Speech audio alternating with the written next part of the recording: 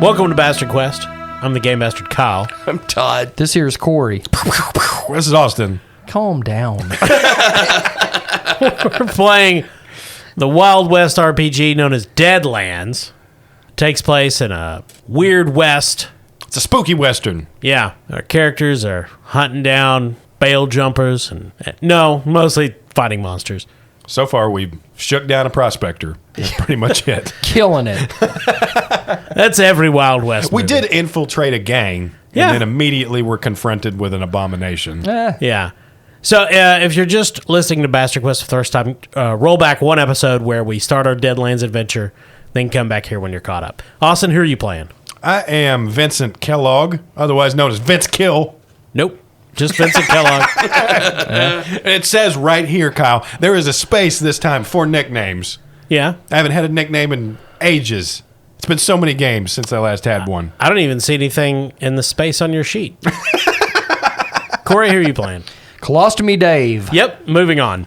No, I thought about it today. If they were Oh, yeah, give more detail to this character. to make a movie, which is probable. Yeah, Of yes. this adventure. Uh-huh. Josh Hartnett. Right? That's a good-looking colostomy Well, Dave. you know how like modern westerns, like it's not like back in the day, like you got Eli Wallach to play Right. the ugly. Like nowadays, the ugly would be fucking Ryan Phillippe or like no. Yeah, I mean, nobody I get what casts you're Ryan saying. Phillippe, but be Pete Davidson or something. Yeah. Sure. You need a good character actor for somebody like that. I'm thinking like Chris Cooper.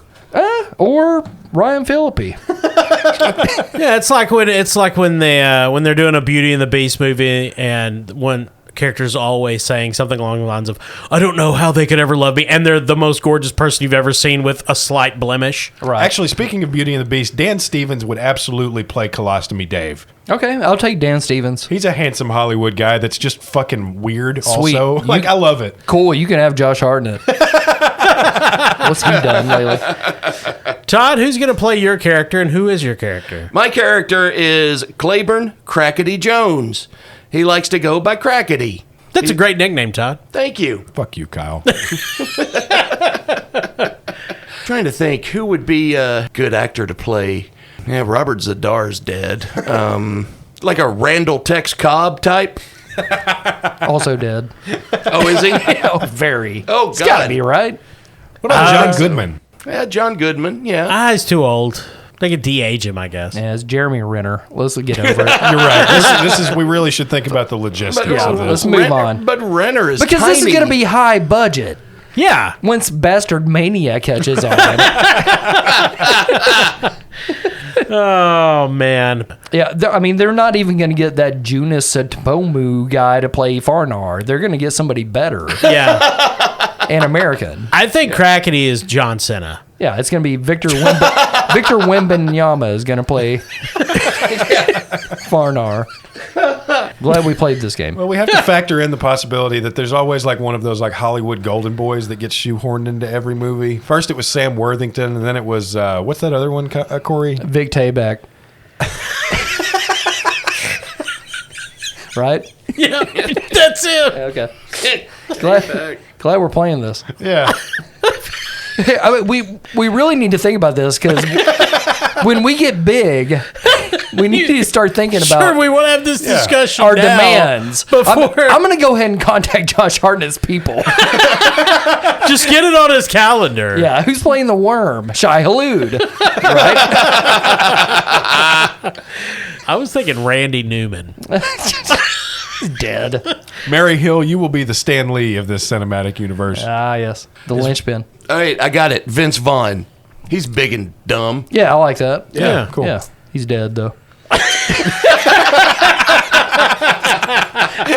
I don't think so. You know, it's weird, but there's not like, like Blazing Saddles. They got like Alex Karras. There's not like those big dumb guys in Hollywood that much anymore.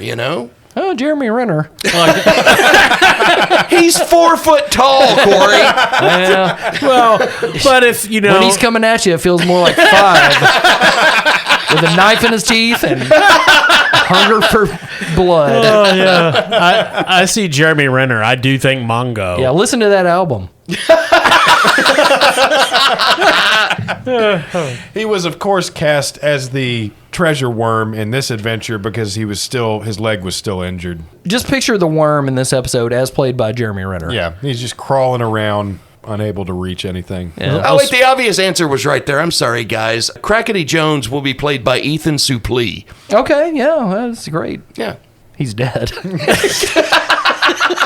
Moving on. Killed by a worm. Just one of our normal earthworms, too. Yeah. It's crazy. Earthworm Jim. Got him and it got Ethan and Randall Tex Cobb at the same time. Yeah. Whew. Man, we lost a lot of good people this year. So what are we doing? I don't even know. Your characters are at the bottom of the Donovan Mining Company's derelict gold-silver mine, Yeah. facing off with a greed worm. It's rising up from its pile of ill-gotten gains. The lips of its fanged maw peel back. It hisses, and the man who brought you down here, Bryce McLean, seems unsure why it's upset. He is, of course... Well, he is completely consumed by the worm's mind control powers. Yeah, these bandits all have gold in their eyes, right? Yeah. Yeah. Well, yeah. And Bryce McLean as played by Jake Busey. Yep. Yeah. The prospector that you stopped, he had a gold streak in his eye, and McLean's eyes are almost completely gold. Yeah, he just has the golden eye. Yeah. You're talking about Prospector Defoe. At the end of last session, you all made your fear checks. Todd developed a phobia. But otherwise, you're ready to do initiative. And the way you generate the initiative in a Savage World game is not by rolling dice like you might do in Dungeons & Dragons or another RPG. You draw a card from a standard poker deck. Essentially, Austin, deal everybody one card at random. I'll need one for the worm. Okay. So once the cards are dealt, the GM starts the round by counting down from the ace to the deuce, with each group resolving its actions when its card comes up. So that's the official rule. We're not going to do that. We're just going to all flip at the same time and figure out who goes first. So 1, 2, 3, flip them. So I got a 7 of hearts. I have a 6 of clubs. Got a 9 of clubs. 9 of spades. Okay, so the 9 would go first. Now, we've got a 9 of clubs and a 9 of spades. So in the case of a tie, you resolve those by suit order. Spades are first, then hearts, diamonds, and clubs. Gotcha. Reverse alphabetical is the way they say it. So, Gotcha. Todd, that means Crackity goes first. Yay. Todd, the worm is rising up out of this big pile of treasure. It is clearly rearing back like a cobra, ready to attack. You're not sure which of you it will strike. McLean is just, seems confused, not sure what's going on, why this is happening, because he thinks you guys are just joining their mining company. He doesn't realize he's, mind controlled by some horrible abomination. What is Crackity going to do? Well, Crackity is, of course, convinced that the worm is actually the evil antelope of Antietam in disguise. Yeah, sure. He's terrified, but he's going to use that fear, and he's quickly sizing up the situation. He's wondering, do I fight it physically, do I stab it, or do I shoot it? And he's going to fight it, because he's a 12D in fighting. Oh, good. Oh, yeah. Okay. So he's going to just take it on barehanded. Okay. I mean, you could use your wrestling. knife, but Just leap if into you the want treasure. if you want to wrestle the greed worm, I'm not going to tell you to live your life. Well, does his fighting get amplified by the knife? Is that how it works in this, or? Well, it just it's more damage for sure. Okay, well then he'll use his knife. I mean, that he's not that bright, but I think even Crackity would be like, yeah, probably want to have a weapon. Yeah. So is he going to stay like feet planted, or is he going to like dive into the treasure like Scrooge McDuck and then fight this thing? He's going to run at it. What was your knife's name? Rebel? Is that right? Genie. Gotcha. Yep. It's a Bowie knife. It's a Bowie knife. Genie.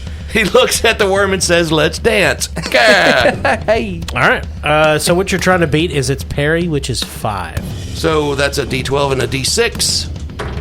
Ooh. Oh, I rolled a 6 on the wild. And Jesus Christ. Yeah, and a 12 on the other one. God damn. That there's fighting. And also that D6 explodes. Yeah. So, since you rolled max, since you got a 6 on the D6 and a 12 on the D12, you'll roll both again. Just save those specific ones. Roll a different D6 and a different D12. Oh, whoa. fuck. Because they'll add to it. I thought it was just the wild die. You Yeah, I gotta did reroll. too. No, it's any max. No, roll. it's only the wild die. I mean, we can play it that way if you guys We're want. playing Corey Lands. Yeehaw. All right, here we go. Rolling God another damn. D12 and D6. Rolled a 10 and a 4. God damn. Good Lord. Okay, so obviously you want to use your D12s, Todd. Sure, that's a 22. So its parry was 5, so you got 3 raises. Yeah, All I right, did. on to the next scene. Mount up, Neil. If your attack hits with a raise, add plus 1d6 to your damage total. So you got 3 raises, so you'll roll your standard damage plus 3d6. Well, I'm going to go see the spell. I'm still trying to get my gun out. All right, so I'm rolling my strength, which is D10, plus a D4, plus 3 D6s, plus 1. Yeah. Ooh. Well, it could have been better. It's a total of 15. Still good. Yeah, some adversary you chuck at us, Kyle. I remember when you were good at this. I know. The pupils have surpassed the master. Shut up, Corey. We're going to find out in 2 rounds this is just the tongue or I something. take it back. I take it back. I take it back. I take it back. The mountain is the word. Suddenly, the green worm has a flamethrower. So the way damage works in Savage Worlds is you take your damage total, which yours was 15, right? Yes. And you compare it to the opponent's toughness, which the monsters, the greed worms, is 12. To give you an idea of how tough it is. Sure. So if you exceed its toughness, it is shaken. Shaken means that the opponent is rattled, distracted, or momentarily shocked. They're not stunned, but they are temporarily suppressed enough that they must make a spirit roll to be effective. Now, if the opponent is shaken and they take damage again, then that becomes a wound. Or if you get a raise over their toughness, then it would be an automatic wound instead of starting it shaken. Crackity runs at the worm and leaps onto its back, climbs up to its head, and plunges the knife right into the top of its skull. And he's just like riding it like a bucking bronc. Yeah, it's flinging him around, hissing. It's shaken by this, as you might expect. Corey, it's your turn. Well, let's get shitty. Oh no! Is his catchphrase. I can hear that in the voice of Sam Worthington. Hello! Colostomy David is going to use his... What? Damn it. He's going to use some magic on this worm, All right. considering it probably has magical ties. It's putting gold in people's eyes and shit, right? Well, it's got something. Yeah, well, I don't like it. So, spells in this game also work with cards in some way. We talked about it a little bit before the podcast, and we don't want to go into everything because it's a fucking lot. So you can just cast spells using PowerPoints and skills, and you don't have to use cards at all. Right. But if you're playing a huckster, which is the main spell casting class in Deadlands, you can do deals with the devil. It's called a deal with the devil, and then you can essentially draw a poker hand and try to improve your effect. Right, in which that is way. why, like, gambling is a necessary skill to even cast spells in this game. Yes, all hucksters have gambling. Right. And Deal with the Devil, I don't know if we talked about this off the session 0, but the source of the power is a demon who lives in his colostomy bag named Ficus. You know, so... Sure. Who's played by Patton Oswalt. Yeah. Of course. He's basically like Krang. There's this movement in the colostomy bag and this burbling. Oh, something's stirring. Let me out! Let me out, Dave! Dave can't see anything because of the burlap, but the smell through the porousness of it, he knows something is awry. Right. And it's time to magic. Ficus knows! Thank you, Ficus. Ficus says welcome! He gets encouragement from the Yeah, shit demon. he passed the bag. I love that gurgle. God damn it. I'm sorry about this character. Shit. Literally. Yes. So I'm going to use Bolt, All right. which I've renamed Brown Bolt. and and it gives you options in the book. You can choose what your bolt is made of. It could be fire, ice, thunder, many things. Sure. Yeah, it's poo. So bolt is very much like magic missile from what I can understand, but depending on how many power points I spend, I can spend up to 3 to make it 3 turret missiles that do 2d6 damage apiece. Okay. So I'm going to drop the twins off at the pool with this thing. I'm going to shoot 2 missiles. So what do I need to do to hit this guy with this guy? Roll your spellcasting ability. Okay, I've got a D8 in spellcasting, so I'm rolling my D6 wall die on my D8. Got a 2 and a 7, so I'm taking the 7. Good choice. Thank you. So, 7 is definitely going to hit. And so you get 2d6 points of damage per bolt, is that? That's correct. Okay. So, mechanically, each bolt would be a separate roll against its toughness, basically. Okay. Right, because it's an individual hit. It's not like they're one combined hit. Okay, so subsequently we're not stacking up damage in order to try to overcome that soak, basically? True, but if he rolls well on each one, he could potentially hit it up to 3 times. Okay. Which would be a lot of wounds. Got 2 3s, a 4, and a 6. So that 6 explodes, right, Kyle? Yes. Okay. That's a 5. Do I just add all this up, or is it... No, it's going to be each bolt individually. So your first one was 2 3s, right? That's correct, so 6. Yeah, and so your second set... 15. So the first bolt misses, it slams into the wall, it blows a huge crater in the wall, stones and dust spew out. The second hits, and that was your 15 damage. Okay. And that's greater than its toughness of 12. It was already shaken from Crackity's attack, so that means it's going to take a wound. Now, any wild card, whether it's a player character or a monster or a villain, can take 3 wounds. Once they take 3, they're knocked out. So it has taken its first wound. Corey, what does this look like when this poop bolt hits it? So when Colostomy Dave pulls aside the facade of the fake saddlebag hiding his burlap colostomy bag, you see it is surrounded by corks on the inside that can be yanked out. I see. What? I started this. I gotta go somewhere with it. That is correct. Yeah, there's some hoses. Get to that later. Like one of the most disgusting characters in Fury Road. I don't like him either. Is there a pressure gauge on the side? No, this is the 1800s. Yeah, but remember, this is the Weird West. There's ghost rock and all sorts of steampunk stuff. Yeah, but Dave be broke. Can't afford metal. So he pulls forth a cork towards one of the lumpier sides and squeezes, and Ficus, I'm sorry, I'm gonna do it. And he's like, push, and blasts the 2 missiles. I hope you're proud of yourself. Towards Corey. the serpent's maw. Oh, excuse me, I ate beans and a cat. I think I'm done with this beer. And the peanuts he ate 2 days prior are sticking out like jagged and lacerate the worm. It shrieks. Nobody's happy about this, folks. No. Yeah. Especially Crackity. But there's nothing we can do. It's beyond our control. Yeah. Yes. This is no one's fault.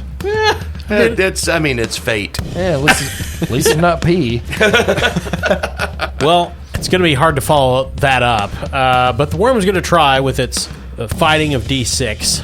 It's going to be trying to bite the Crackity stuck to its head. Now, the worm is shaken.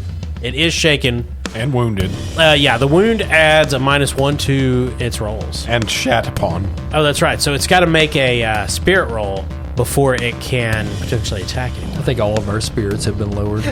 Yeah, I know mine have. So spirit D6 at a -1 because it's wounded now. It did just make it with a 4. It gets its wits about itself after all the poop and the stabbing. And it's going to try to coil around and bite Crackity. Todd, I got a 9. What is your parry? My parry is an 8. It is going to hit you, so I'm going to roll some damage. Its bite is strength plus D6, so it's going to be a D12 and a D6. It's an 11. What's your toughness? Crackity's toughness is a 6. That means its hit is, of course, higher than your toughness, and it has a raise, so you take a wound. As the worm, you can take 3. Each one you get is a -1. If you take 3, you go down. All right. So we've got a little counter over here on the side of our character sheets. Cal, tell us how this scale works. So essentially, each wound that you take is a -1, and so if you take a wound, you go to the tracker on the right side, and circle or mark -1. Second one, you go down, you're at -2, then at -3, and then you're incapacitated. Yeah, because we don't have hit points in this game.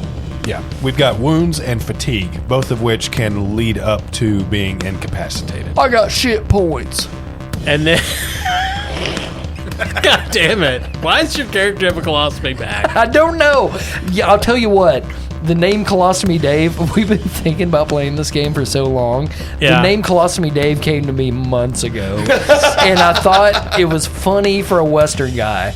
But then we did it. But then it happened. And you can't just call a guy that without some explanation. Then we did that. That famous last words from Charles Manson. Right. I thought it'd be funny, and then we did it. And, Also, Muhammad Atta. So many tragedies. Capitalism. Yeah. Winona Ryder. That skirt was cute. She needed it. Keanu Reeves and Dracula. Hey, that's a good movie. That's fair. Yeah. It's miscast. Yeah. Jesus, awesome. But also, I write a fine line, Corey. it is your turn. Kyle, I'm going to shoot him. Okay. I don't have any special gimmicks. I'm not going to pee on him or nothing like that. I'm just going to shoot him. Okay. With a gun? Yeah. It's a little aggressive, but all right. Get him.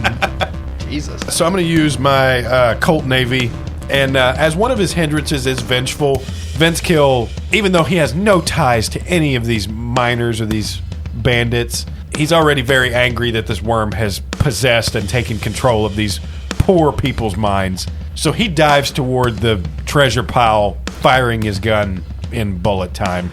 Go back to the darkness. All right, roll your shooting. Okay. So my shooting is a D10. One of my favorite things about playing this game thus far is hearing how Austin thinks Canadians talk. This character veered off of Canadian so quickly. We apologize to One Nation. D10 and a D6. Well, that's ugly. You got a Benny. I'm going to go ahead. I got a couple bennies. I'm going to go ahead and spend one and just re-roll. You're going to reroll? All right. That's better. I rolled a 5. Okay, you just needed to beat a 4. Yeah. So my damage is 2d6 plus 1. Austin, do you have a name for your Colt Navy? I don't. Really? Of all the things that you have named throughout our history of playing games, you get a gun in a Western. Yeah, I demand you come up with something right now on the spot.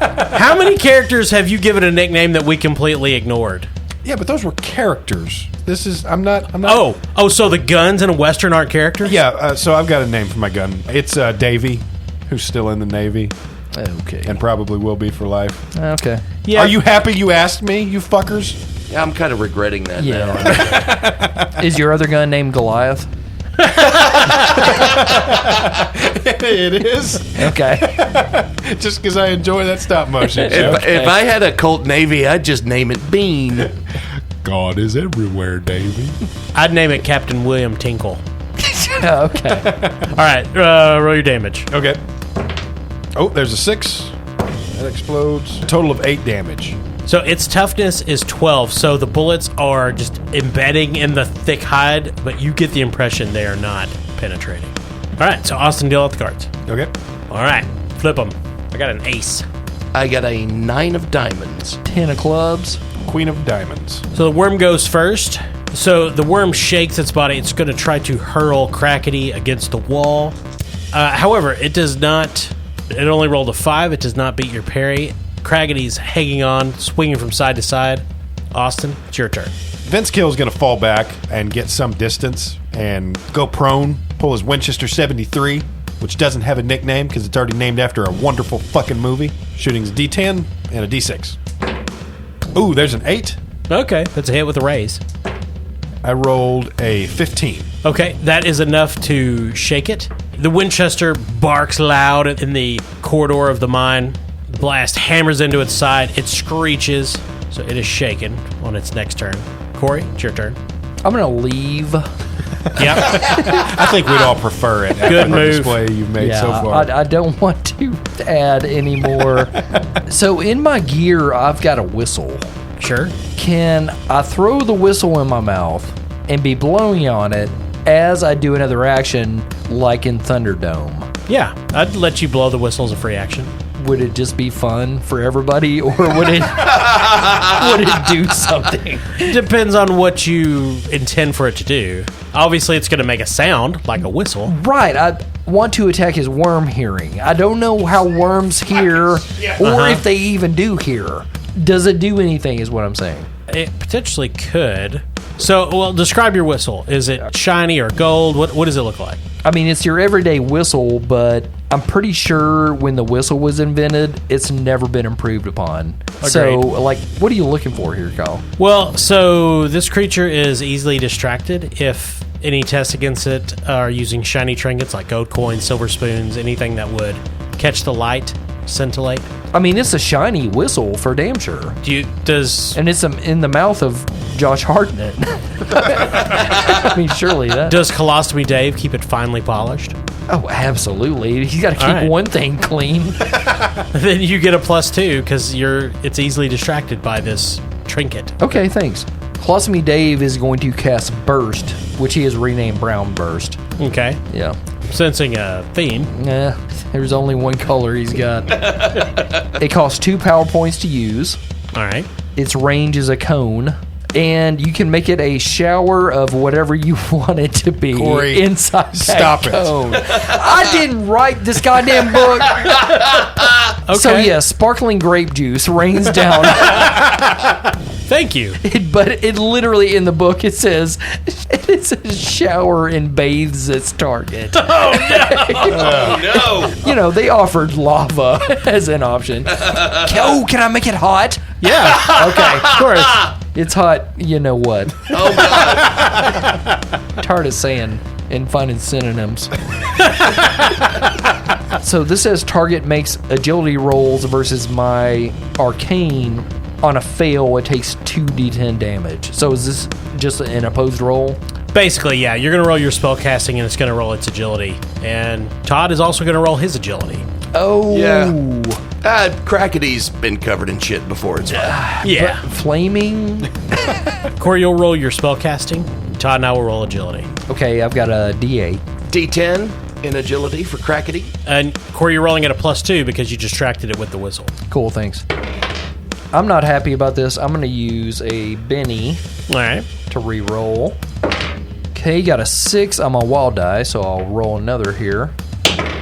I got a 9. It got an 8, so you just beat it. Okay. Todd, what'd you get? Also a 9. On an opposed roll in a tie, the two foes continue to struggle with no clear victor. Since this is a PC, I'm going to say that Todd avoids the damage. Okay. I loaned him my umbrella, which I also have. Yeah. Yeah. So roll your damage. Take this into battle with your brother. Okay, that means he's taking 2d10 damage. Do I still roll my wild die along with this? No, you never roll the wild die for damage. Okay. That's an 11. That is 1 below its toughness of 12.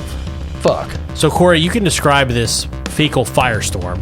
That's a great Slayer album, by the way. Fecal Firestorm. So, essentially, from inside the bag, the god Ficus focuses his energy to open a portal above this worm.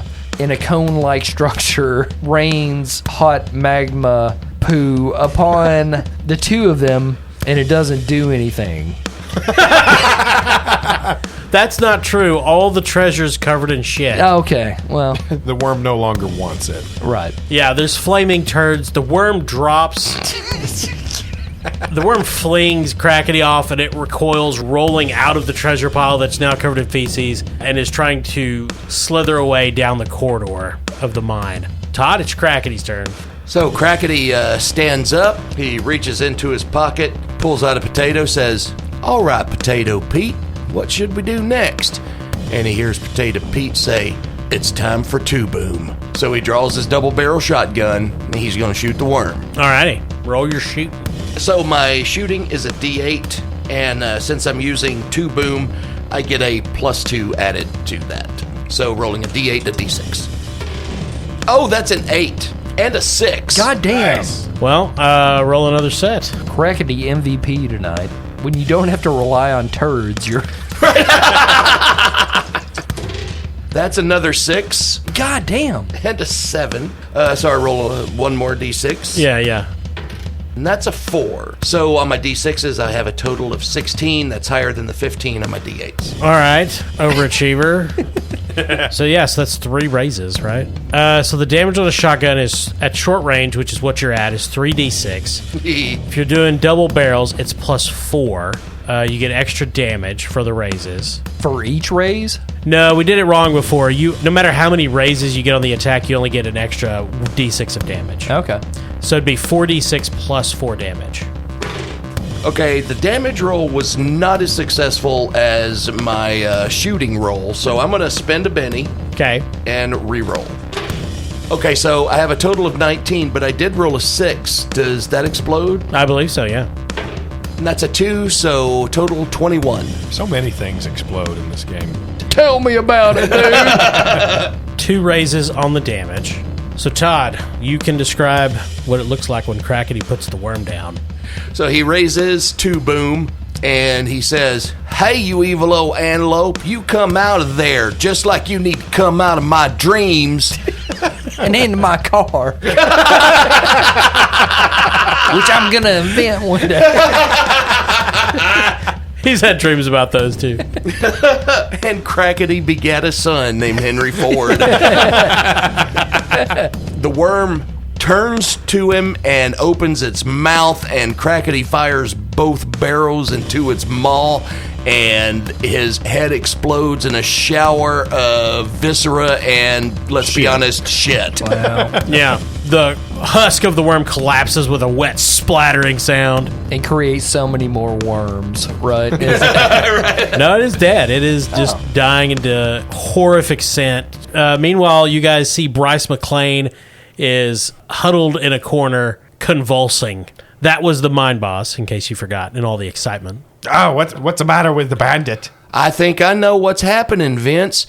That evil old antelope done jumped from the worm into him. Vince runs over and turns over McLean. As you turn him over, he breathes his last. The body convulses one last time and he dies, and his golden eyes have melted out of his skull. Jesus.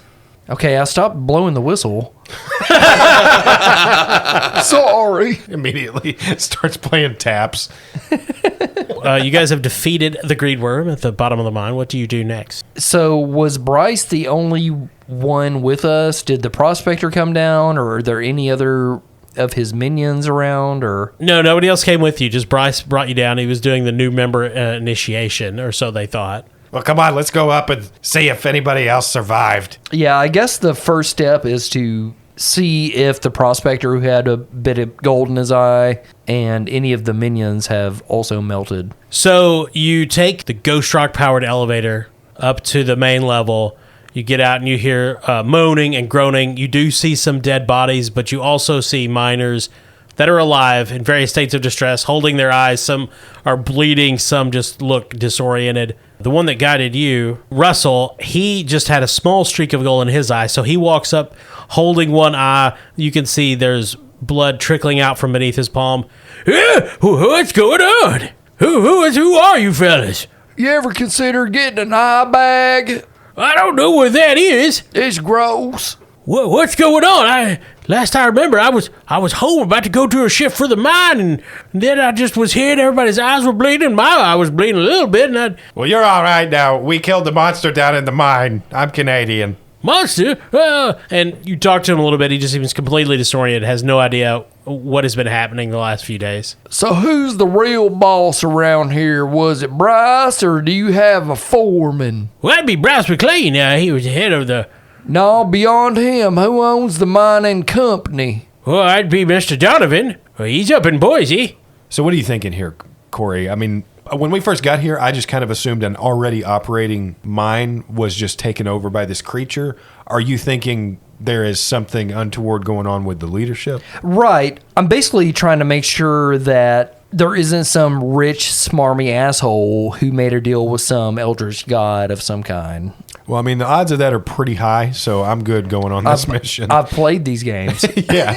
I don't know, guys. I feel like rich people are really smart and would never sell out humanity in that Right, way. yeah. Like, are you saying some leader of a company would do something terrible to their employees just to make a couple more cents on a dollar? Well, look at these miners. They haven't had a lunch break in years. What's your lunch? 4 hours in minutes. So, yeah, then we're going to head to Boise and seek out the owner of this mining company. All right. All right, but don't forget, we'll eventually have to go back and see that sheriff and tell him about the orgasm we had up here. Oh, good Lord.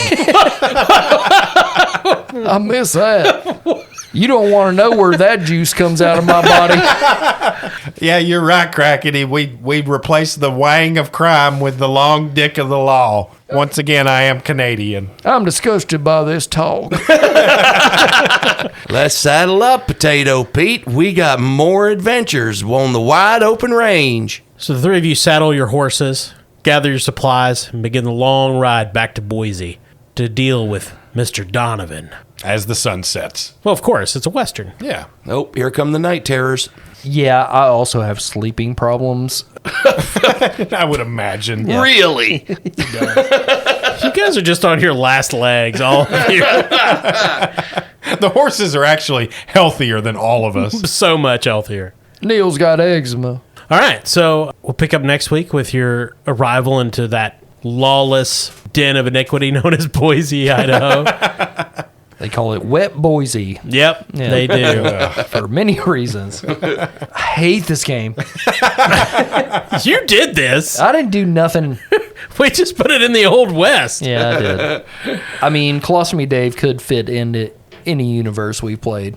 I'm thinking about his Marvel character.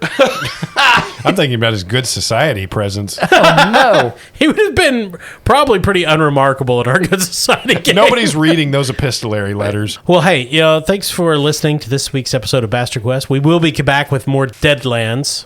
We're going to play this for a couple more sessions. We'll see what happens with Mr. Donovan and the Donovan Mining Company. We could leadership. just not. Oh, well.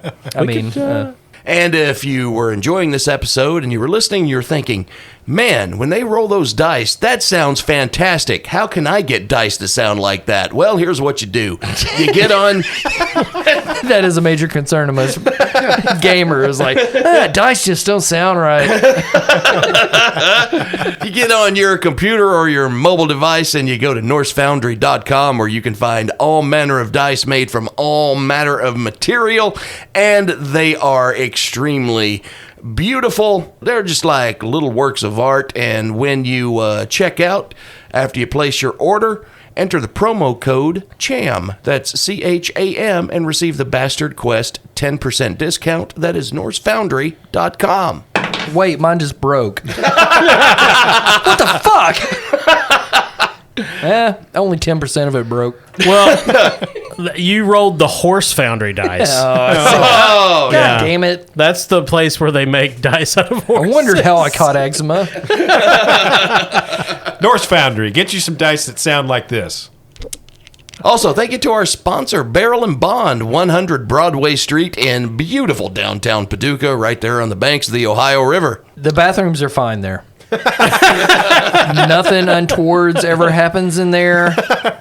They only have places for pee. Yeah. Yeah. Well, hey, thanks for listening. Thanks for being a Patreon member if you are one.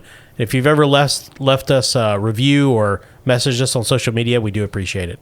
I'm Kyle. Todd. Corey. I'm Austin.